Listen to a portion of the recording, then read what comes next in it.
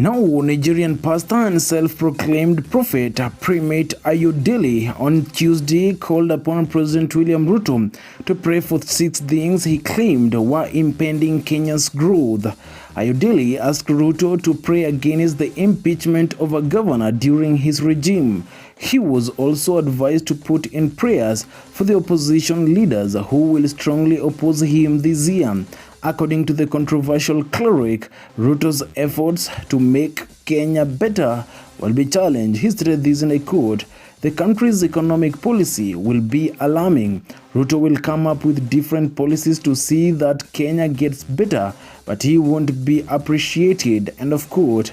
Kenyans, he added, will be among Ruto's strongest critics as they continue to suffer under his fiscal policies, which include high taxation and high loan interest, which have caused the cost of living to rise.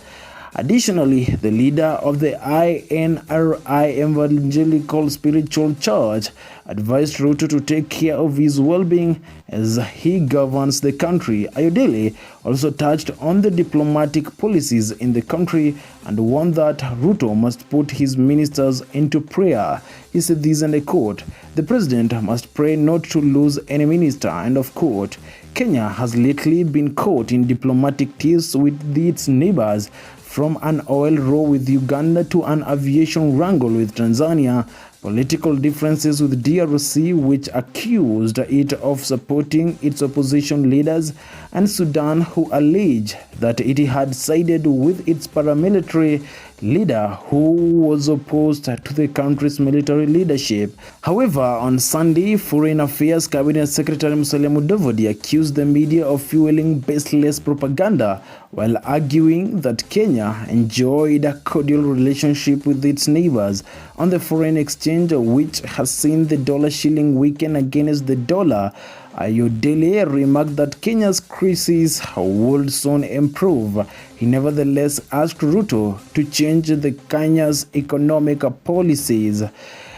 Cuba News has censored Ayodele's prophecies touching on the president, his government, and the country in general, as some of them touched on matters of national security.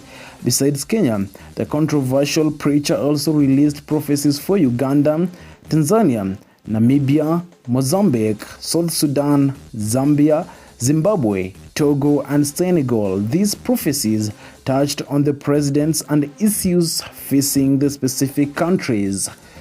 This is Cuba News.